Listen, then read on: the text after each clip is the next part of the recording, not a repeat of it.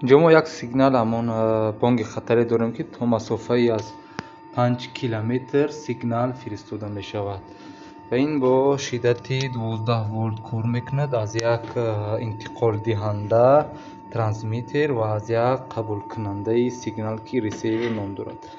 زمانی که ما در ترانسمیتر همین اینجا بینید دو سیم منبع است 12 ولت و این هم یک تیغه دارد. اگر تیغه را به یکدیگر ما وصل کنیم از این قسمت طریق آنتن تا مسافه 5 کیلومتر به این بانگ خطر ما سیگنال میفرستونه.